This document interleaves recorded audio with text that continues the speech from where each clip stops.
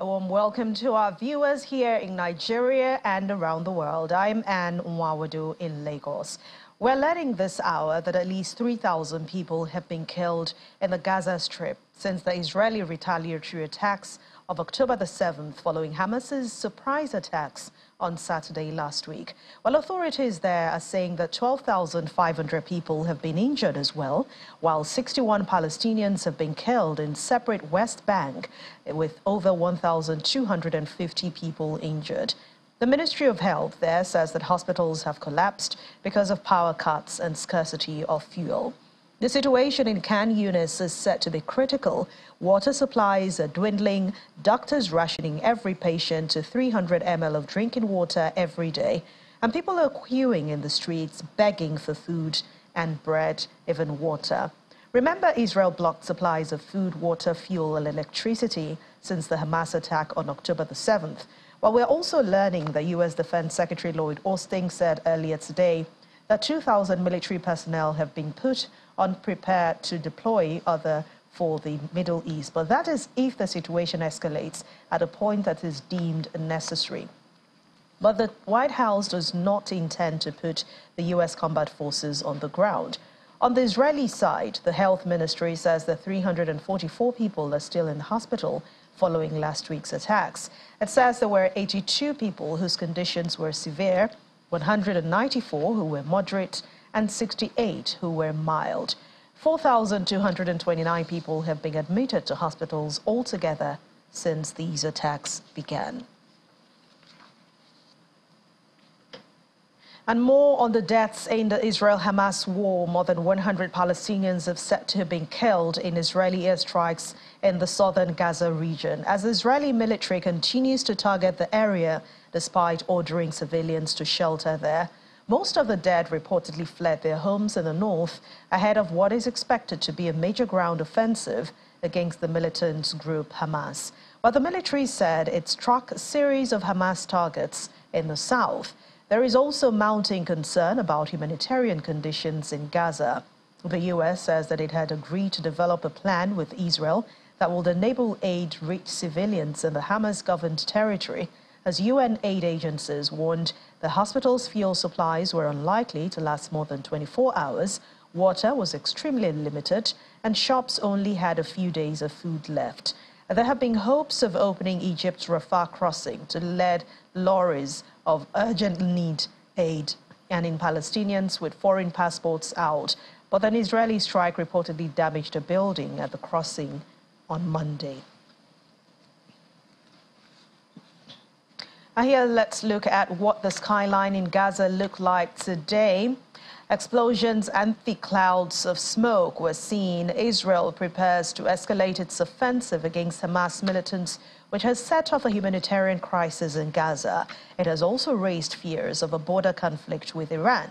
While Israel has vowed to annihilate the Hamas movement that controls Gaza after Hamas gunmen killed 1,300 people, mainly civilians, during the rampage through southern Israeli towns on October the 7th, which is the deadliest single day in Israel's 75-year history. Israel has bombarded the Gaza Strip with airstrikes that have killed more than 2,800 Palestinians, a quarter of them children, and driven around half of the 2.3 million Gazans from their homes. It has also imposed a total blockade on the enclave, halting food, fuel, and medical supplies, which are rapidly running out at the moment. But Israel has ordered Gazans to evacuate from the northern half of the Gaza Strip. Residents are fleeing the north. They have cramped in southern areas such as Khan Yunis, but have found no respite from the bombing going on there.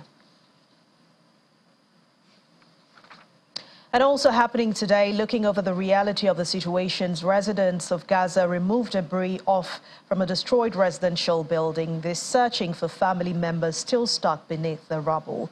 Since Israel started bombarding Gaza on October the 7th in retaliation of Hamas's unprecedented assault, thousands of Gazans lost their lives, including medics and rescue workers. Well, according to Gaza Health Ministry, the 2,750 Palestinians were killed, 9,700 were wounded in Israeli attacks on Gaza since October the 7th.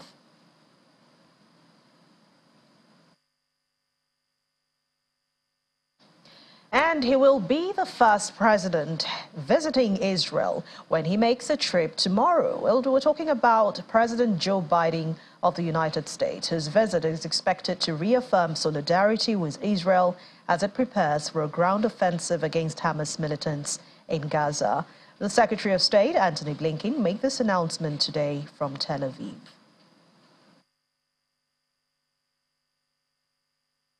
He's coming here at a critical moment for Israel, for the region, and for the world. And he's coming here to do the following. First, the President will reaffirm the United States' solidarity with Israel and our ironclad commitment to its security. President Biden will again make clear, as he's done unequivocally since Hamas's slaughter of more than 1,400 people, including at least 30 Americans, that Israel has the right and indeed the duty to defend its people from Hamas and other terrorists and to prevent future attacks. The President will hear from Israel what it needs to defend its people as we continue to work with Congress to meet those needs. Second, President Biden will underscore our crystal clear message to any actor, state or non-state, trying to take advantage of this crisis to attack Israel. Don't. To that end, he's deployed 2 aircraft carrier groups and other military assets to the region. Third, the President will continue to coordinate closely with our Israeli partners to secure the release of hostages taken by Hamas, including men, women, small children, Holocaust survivors, and American citizens, as an indispensable humanitarian effort. Fourth, President Biden will receive a comprehensive brief on Israel's war aims and strategy. Fifth, the President will hear from Israel how it will conduct its operations in a way that minimizes civilian casualties and enables humanitarian assistance to flow to civilians in Gaza in a way that does not benefit Hamas. To that end, today, and at our request, the United States and Israel have agreed to develop a plan that will enable humanitarian aid from donor nations and multilateral organizations to reach civilians in Gaza, and them alone, including the possibility of creating areas to help keep civilians out of harm's way. And joining us now is our Washington correspondent, Maria Bird. Hello, Maria. Hello, how are you? I'm very well, and hope you're fine too. All right, Israelis and the European Union are looking forward to President Joe Biden's visit to Israel, as announced by Antony Blinken there. He will likely be the first president to do so at this time. Now, how much is riding on this visit, and what is expected in talking about achievement? What is the aim of this visit? You know, the president, obviously, one of the things that he stood on when he was moving forward with his election was the fact that he had a long-time relationship with many. The foreign relations is his area of strength. Diplomacy has been something he has focused in on for most of his career as a congressman and also, obviously, as a vice president and now a president. And so his focus here is that he's had almost a 40-year relationship of knowing the president of Israel, Netanyahu. And so that is, I think, where he has a very deep interest in being there. And also he has a deep interest in standing with Israel. He has been very much aware and a part of the progress in the Middle East, some of the challenges that existed in the Middle East. And so his commitment to being able to help and assist with bringing peace, I think, is one that has stood his entire career as a politician. And so I think this is only fitting that he would be very interested in making the visit during wartime and to show where America stands as it relates to this war. But since the United States supports a two-state solution to the Middle East problem, I mean, we're talking about Biden's visit at this time. This is coming after U.S. deployments to the Middle East, and even after the shipment of weapons, which happened last week, to the Middle East. What is this visit at this time? Does it seem lopsided? What do you think? Well, the visit is honestly very clear. The visit is clear that the U.S. Has a commitment to Israel. And I think the question is whether or not this is going to focus in on bringing peace in the region, or whether or not it's going to focus in on showing support to one nation obviously. And so I think that is where Americans could be a bit concerned. Those who are not necessarily in support of the war could be concerned about what his intentions are through the visit. I think that there is a very clear sign. If he is there, obviously spending most of his time with President Netanyahu, we have been notified that he will also be visiting Egypt and Jordan as well. And so will those visits kind of show that he is looking to really focus in on peace in the region versus focusing in on necessarily showing the support for Israel? But where do most Americans stand on this visit, what it represents, especially for them? This visit for Americans, I think those who have strong ties to Israel, this is reaffirming the U.S.'s commitment to the region. This is reaffirming the U.S.'s commitment to all of those in Israel who have been impacted, and also for those Americans who have deep ties and our family lineage goes back to Israel. And so I think that's this means to that group of Americans. Now, other Americans who are asking the question of what is happening to the Muslim American community that could potentially be feeling ostracized, could be feeling as if America's not supporting them. What is happening to that community? As we do have a large Middle Eastern community in the United States, and we have several individuals who are focusing on it, who have supported Palestine for many years. So this is becoming a very divided issue, and one that the U.S. has struggled with, not just in the last couple of months and since this war began in early October. This is something that has gone on for decades, and we even go back to 60 years or more, really during the 1960s and 50s. Now, let's talk about that attack in Illinois. The sad one that happened on Sunday night was avenged just last night. And this is something everyone is concerned about. What are U.S. authorities doing to ensure that whatever happens miles away does not happen or have ripple effects in the United States? How do we ensure they don't go down that rabbit hole again of violence resulting from something that's happening not even in America? When you think about a 6-year-old boy who has lost his life, I mean, that is the attack that you're referencing is one, I think, that is a concern for many Americans. We've heard here in the U.S., many people have been concerned about going to large outings with their hijab, if they are Muslim, what could potentially be the effects of that. And so I think there is a concern about whether or not how this war has really begun to impact America. I don't think anyone is surprised that it's impacting America to this extent, due to the fact that if you really look at the makeup of the American people, most individuals, or all individuals from the U.S. are from somewhere else in the world. And so we have most all Americans are pretty much by lineage back, whether it's the Middle East, whether or not it's Israel, whether or not it's the continent.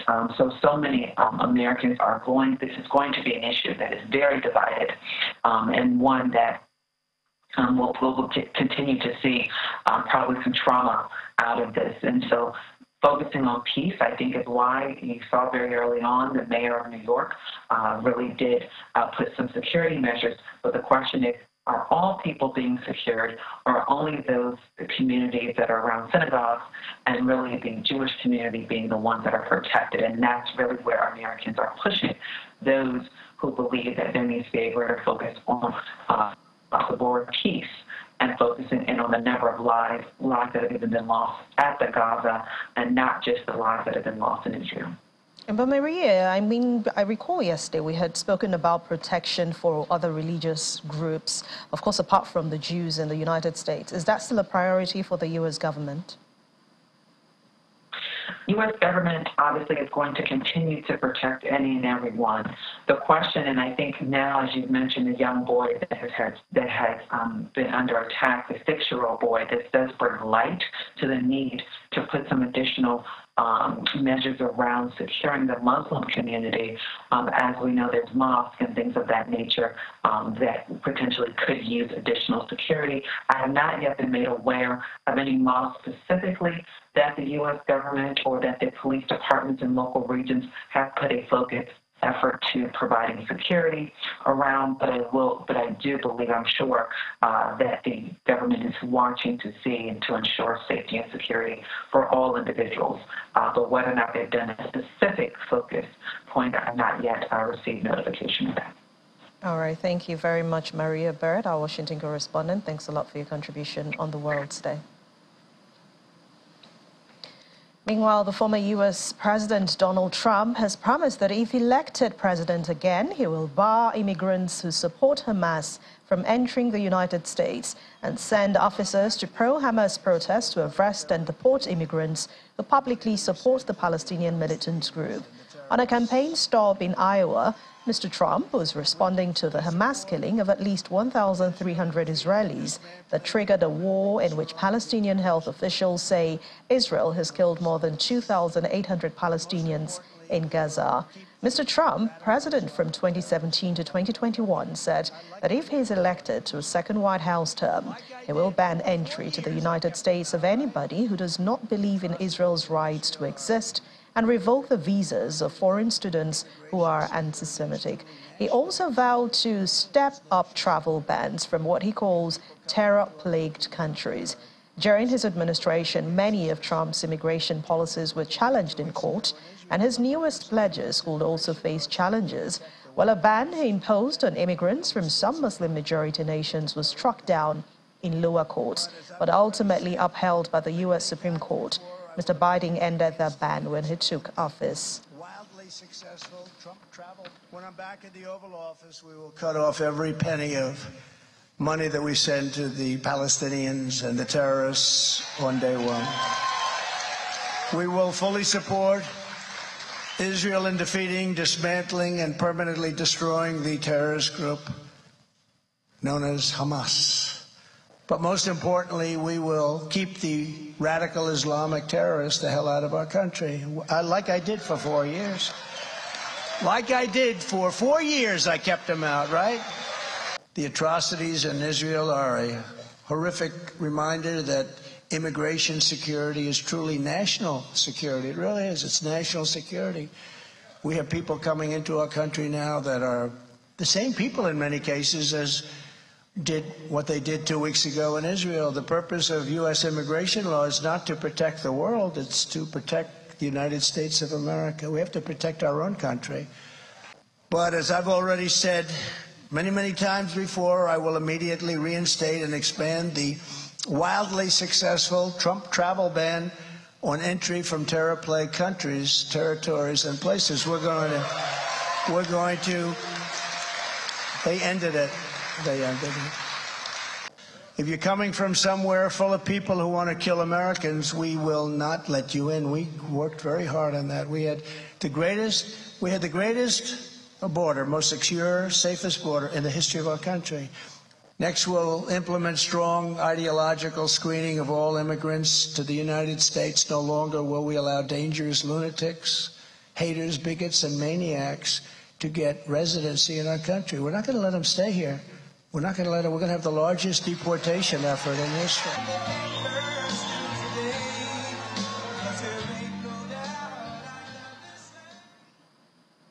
Former U.S. President Donald Trump. Now, looking forward to U.S. President Joe Biden's visit to Israel. EU Foreign Policy Chief Joseph Borrell says the visit to Israel and Amman is absolutely necessary. Borrell revealed that he was sure that Joe Biden's message will be in line with the EU's asking Israel to respect international law in its defense activities and to allow for the opening of humanitarian corridors to get aid into Gaza. Mr. Borrell, who was speaking at a press conference in Spain's Rota Naval Base, where the European Union is conducting the Milex 23 military exercises, the first joint EU military exercise. We should be able to do a lot. You know, at that moment, one of the most important things is to deploy humanitarian assistance to the people in need in Gaza. This will require a lot of logistic capability. And this will require also military support and protection. Certainly, we should not intervene in such a fight, but if we want to protect the civilians, if we want to provide support to them, it will need a lot of logistic capacity. And this will be one of the missions of this deployment capacity that will count for 4,000 troops that will be able to act by air, maritime, and land. European Commission President Ursula von der Leyen has announced the launch of a humanitarian air bridge operation consisting of several flights to Egypt, aiming to bring supplies to humanitarian organizations on the ground in Gaza. Speaking at a news conference in Tirana, Albania, von der Leyen was attending a summit of the Berlin Process, which is an initiative started by the German government to improve cooperation between 6 Western Balkan countries aspiring to become EU members. She also notes that the EU had decided over the weekend to triple its humanitarian assistance to over 75 million euros to support civilians in need in Gaza. Diplomatic efforts to arrange a ceasefire to let aid reach the besieged Gaza Strip failed earlier, and Israel ordered the evacuation of villages in a strip of territory near its border with Lebanon, raising fears that the war could spread to a new front. In the face of this horror, Israel has the right to defend itself in line with humanitarian and international law. And right now, Palestinians in Gaza are in need of humanitarian help and aid. They cannot pay the price of Hamas barbarism. Aid for civilians in Gaza to 75 million euros. And we are launching an EU humanitarian air bridge to Gaza through Egypt. The first 2 flights will start this week. Der furchtbare Konsequenzen hat, der Dozens of U.S. citizens from Israel have arrived in Cyprus today on the first evacuation ship organized by the United States amid escalating crisis in the Middle East. Some 159 people were on board the luxury liner Raspidi of the Seas, which left half and sailed into Limassol airport to Cyprus on Tuesday. Cyprus government official Victor told Cyprus state television more evacuation vessels are expected to arrive over the next 12 hours. Cyprus has been used as a transit hub for foreign government to evacuate their civilians since just after the latest outbreak of violence on October the 7th. We're going to be prepared to support American citizens as this situation evolves. So that's we will continue the partnership we have with Cyprus in support of civilians in this moment is incredibly essential to our planning. I expect we will continue these efforts. We just arrived to Cyprus. I feel relieved to have my daughter here with me, and no alarms, and not thinking about all the sounds of the airplanes above. We also have 2 relatives that were kidnapped to Gaza, and we pray for their safety, and we hope that the Israeli government and U.S. and anyone involved are doing their uttermost efforts to have these people come back safely. And the mother of Mia Shem, Karen Shem, who's a French-Israeli hostage in Gaza who appeared in a video released by Hamas, has asked world leaders to bring Mia and all captives seized in last week's devastating attack on Israel back home. In a briefing earlier, an Israeli military spokesperson described the video of Shem as psychological terror against Israeli citizens, saying the military will keep working to bring the hostages home. Mia was among another 199 hostages, or more than that, who were captured from Israel by Hamas militants on October the 7th in a surprise attack on Israel. According to Hamas government office, Israel has responded with a massive bombardment of Gaza that has killed at least 2,808 Palestinians and injured 10,850. Protesters today gathered around the White House in Washington to call for a ceasefire in Gaza. Equipped with signs reading, "Jews say ceasefire now" and "De-escalate now, ceasefire now," protesters asked U.S. President Joe Biden to listen to the Jewish community in the United States, de-escalate the conflict and restrain Israel's aggression. But police detained several people blocking entrances to the White House during the protest led by the Jewish group. everyone here is going through unimaginable pain.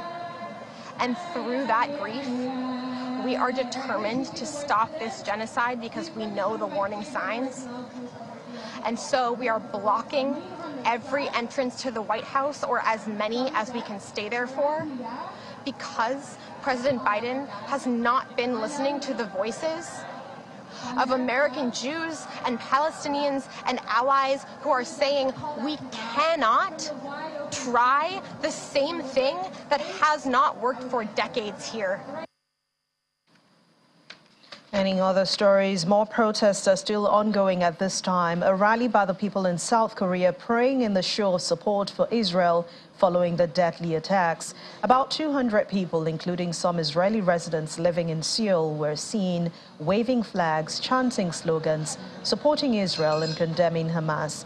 Some Israeli tourists who could not return home due to the flight cancellations also joined the rally. Israel has put Gaza, home to 2.3 million Palestinians, under a total blockade, pounding it with unprecedented airstrikes, and it is widely expected to launch a ground assault. Gaza authorities are saying that at least 2,800 people have died there. Around a quarter of them are children. They went for civilians. That was their purpose. Not military, not anything else. Civilians. And they just killed babies, burned babies, and people.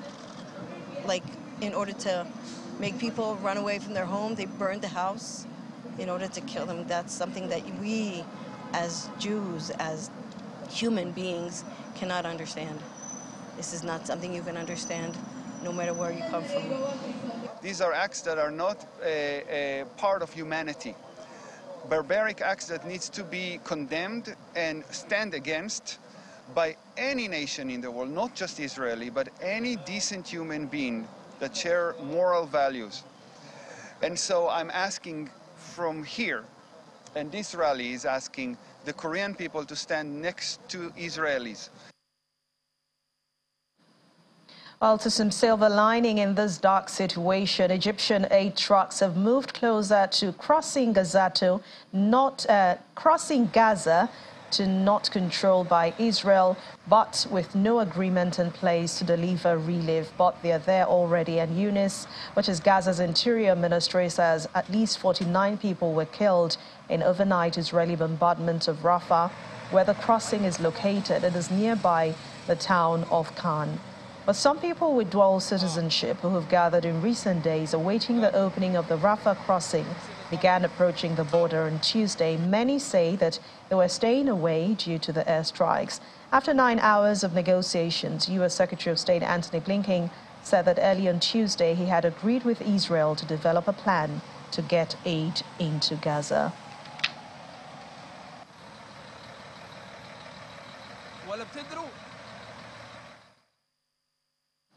Two people of Swedish nationality were shot dead in Brussels, according to local media. A newspaper said it was likely that they were two soccer supporters.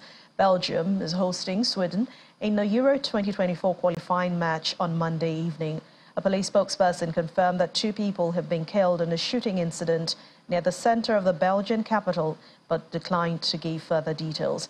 A spokesperson for Brussels prosecutors who are handling the case also declined to give any details concerning the victims or even details of any possible motive.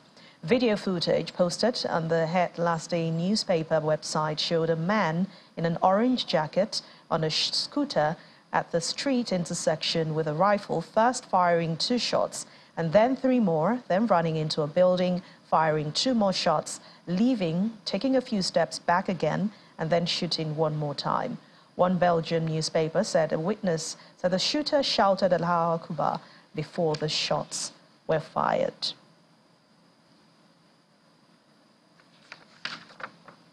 Meanwhile, authorities have confirmed the person who has been found shot by police in Brussels as the gunman who killed 2 Swedish citizens in the Belgian capital on Monday. Police have cordoned off the area. They were seen blocking access to streets and standing outside a flat.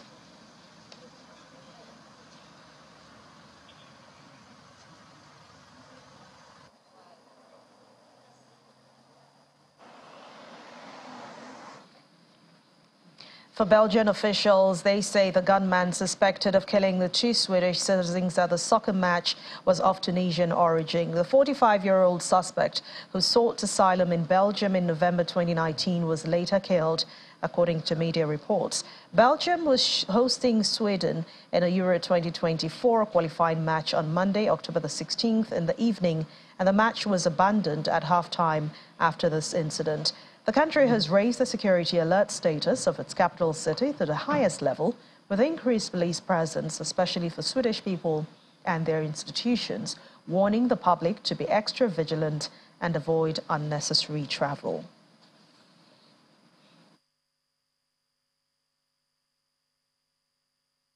Residents of the southern Swedish city of Malmö have voiced their worries following the killing of two of their nationals in Brussels. A student said his sympathies were with the families of the victims, and a clinical microbiologist in the city said she was starting to feel a bit more threatened after the shootings. I guess I feel safe. Like, what else are you supposed to do? Can't imagine, like, the horror for the families. What they are going through, the suffering, sucks a lot. Well, now I'm actually starting to feel a bit more threatened, since, as I understand, these people didn't have anything to do with any of, they were just normal Swedes watching a football game. So, I'm worried about where the world is going and about the reputation that Sweden has gained recently. Well, the Conference of Islamic Organizations have demanded for immediate ceasefire in the ongoing Israeli-Hamas war, just as it described the offensive by the Israeli forces as genocide. It also demands that the international community, led by the UN, should retrieve the peace process from the monopoly of the United States, which has now become part of the Israeli occupation machinery. But the Secretary General of the group, Lukman Balogun, who disclosed this at a media briefing at the Balaka Mosque in Surulere, asked the United Nations to ensure the lifting of Israeli blockade to allow humanitarian aid gets to those in need in Gaza City. He therefore condemned what it called the deep-seated injustice and oppression by the Israelis, while expressing sympathy for families of the bereaved on both sides.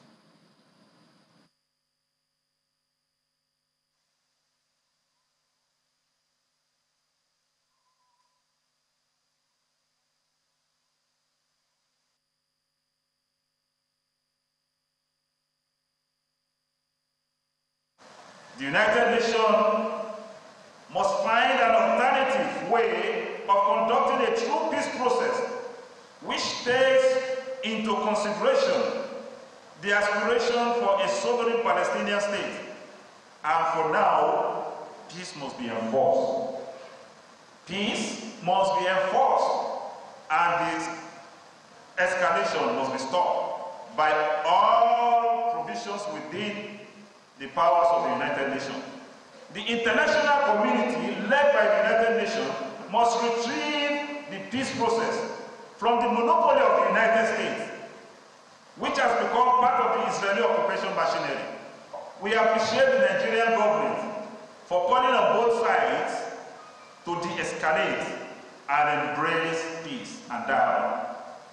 The Nigerian Senate should pass a bill that will scale down our diplomatic relations with Israel for its war crimes and for turning a blind eye to all United Nations resolutions.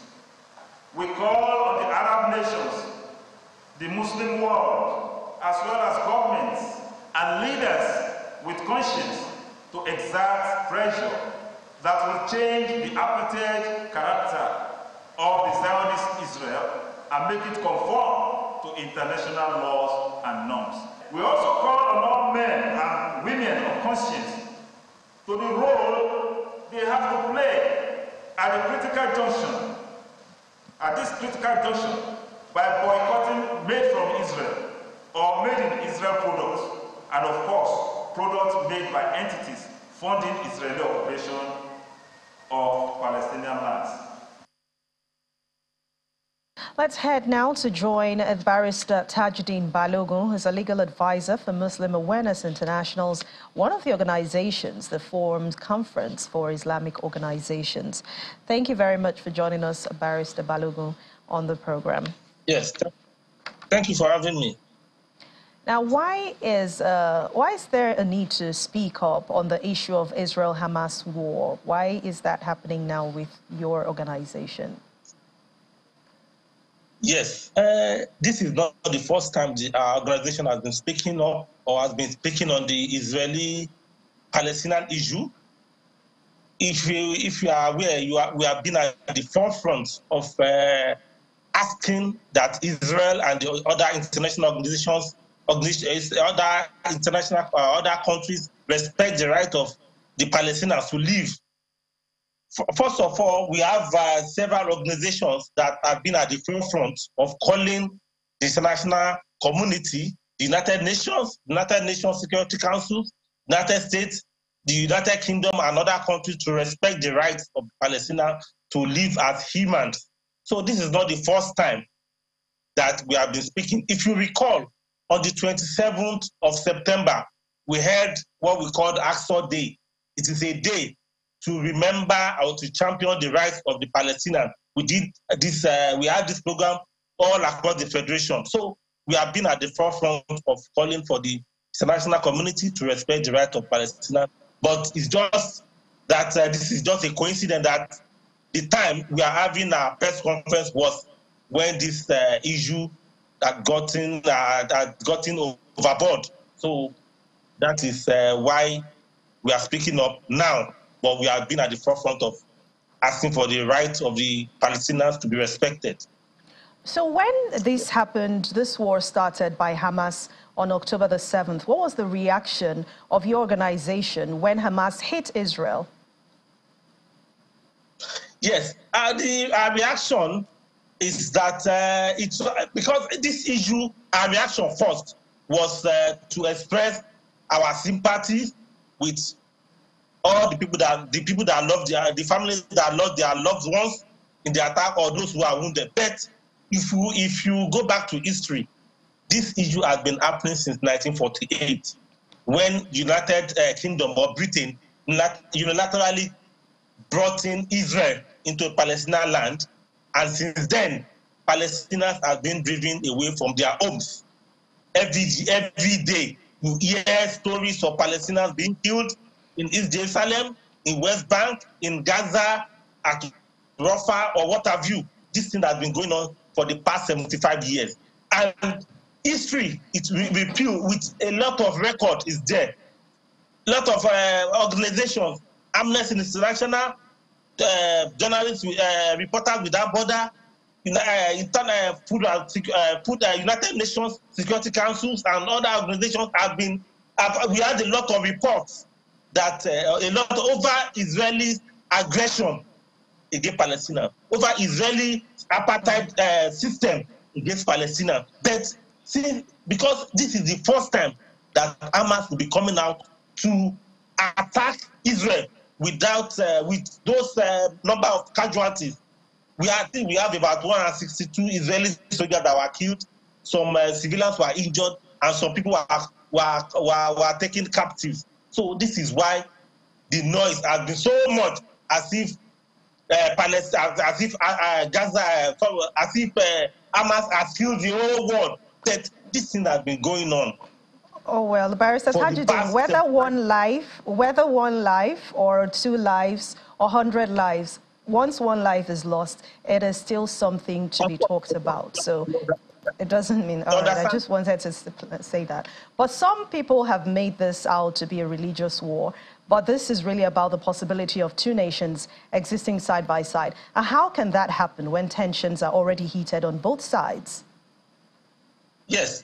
First of all, I want to correct the impression that this is a religious war. For example, a respected religious leader in the Christian community last week mentioned that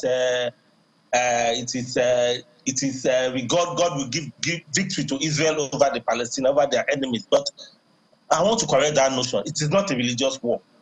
In Israel today, we have a lot of Muslims. more than Christian. The Christian population in Israel is not up to 1 million. But in Israel, we have population of Muslims is over 1.9 million. So this is not a religious. But those who are not well informed, we take this as a religious war. Now, the two-state solution, if you listen to what the former US President Barack Obama said, because this thing is very, very obvious all over the world that it is Israel. Israel doesn't want Palestine to exist side by it. There was this two-state solution that was mooted by the United Nations, United States signed, Egypt signed, Palestine signed, but Israel has continued its settlement expansion by chasing away Palestinians from their land and grabbing their land and developing Israeli settlement. So with this, US has been encouraging Israel. They sign the agreement, but they don't. In fact, the agreement is being observed in breach. They don't abide by the agreement, and settlements have been expanding. Its settlement in the West Bank, East Jerusalem, or Gaza. So the two-state solution would have been the best solution, despite the fact that the Palestinians are at a disadvantage, that Israel has not observed all the protocols or the agreements reached with the Palestinians, with the encouragement of the United States and their cohorts. But Mr. Balogun, without bias, without sentiments, do you think the offensive last week is a sign to drive home the point of a Palestinian state? Was that the right thing to do at that time? Yes. If you recall, if you go back to history, the African National Congress, the ANC, of South Africa was branded as a terrorist organization because it was fighting for their right, for the right of determination of the black Africans then. So if this will be the wake-up call to the international community to look into the plight of Palestinians, so be it. But it's very unfortunate that some lives have been lost. In fact, as I'm talking to you now, over 4,000 Palestinians have been killed by the Israeli bombing attacks on West Bank, even at Gaza. Even about over 700 Palestinians have been arrested in West Bank. That some people touted to be peaceful. That so the Palestinian Authority of led by Mahmoud Abbas has been peaceful, but over 700 Palestinians have been arrested in West Bank. In Jerusalem, as we learned about a few minutes ago, Palestinians have not been able to go out to their workplace, to their religious site in East Jerusalem. They have been bombarded, they have been arrested. And so if this will bring out the wake-up call to the whole world, to make the whole world wake up to the plight of the Palestinians in Gaza, in West Bank, in East Jerusalem, but it's very unfortunate that some lives have been lost. Oh, well. Very unfortunate. Mr. Balogun, well, while we talk about all of this, we should also remember war is never an option. It's never an answer because every side will be affected. So thank you very much for your contribution. Legal advisor for Muslim Awareness International's Barrister Tajuddin. Thank you.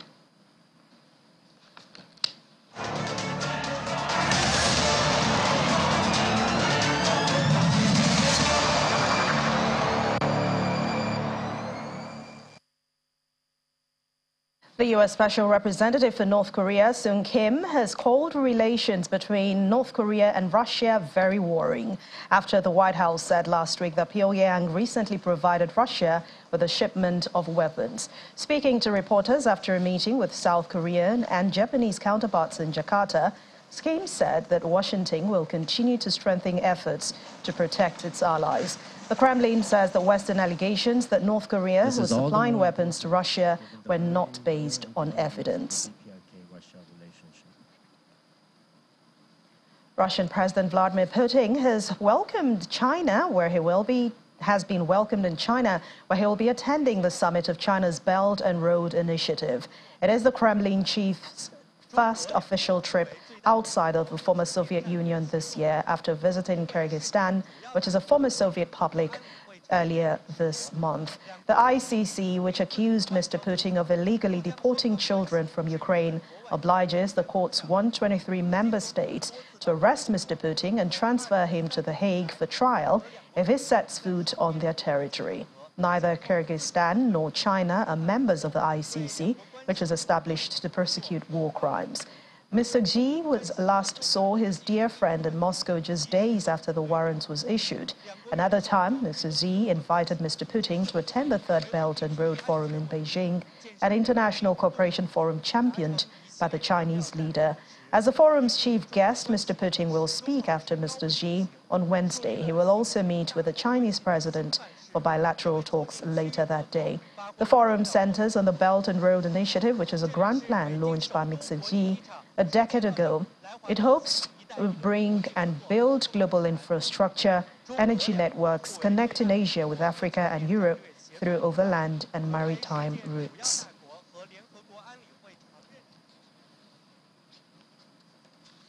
Two ships carrying rescued migrants have arrived in Spain's Gran Canaria, and official data shows a soaring 8,561 migrants reaching the Canary Islands over the past 2 weeks, representing more than a third of this year's total arrivals.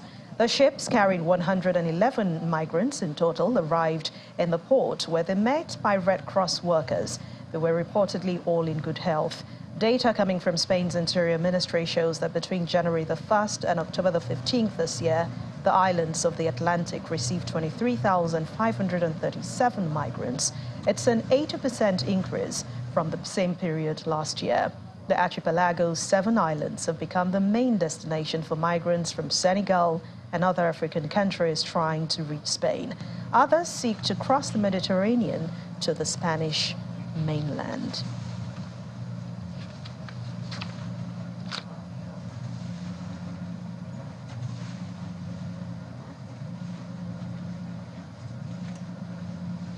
A prominent Somali TV journalist has been buried after he was killed in a suicide bombing at the restaurant in the capital Mogadishu on Monday. Abdul Fattah Moulin Noor, popularly known as Keys, was described by colleagues as exceptional and inspiring. He becomes the first journalist to be killed in Somalia this year, according to the local media watchdog. The Al-Qaeda-linked militant group Al-Shabaab said it carried out the suicide attack at the Blue Sky restaurant. Police said that 4 other people were injured outside the restaurant, which is near the presidential palace.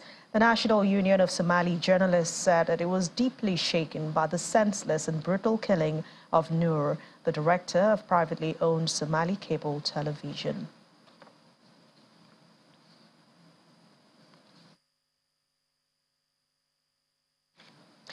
And away from all the war and horrible stories, let's say something exciting. Peruvian dog lovers celebrated on Sunday the yearly Halloween contest, in which dozens of pups in creative costumes participate in a Halloween fancy-dressed extravaganza. Well, this year, the top positions were awarded to Hollywood movie costumes, including Willy Wonka from Charlie and the Chocolate Factory, Barbie, and of course Wednesday from the Addams Family. Judges considered creativity, originality, family involvement, and the crafting of these costumes and the participants' performance during the runway. The contest takes place every year during the Halloween season, just to promote the responsible ownership and the adoption of pets.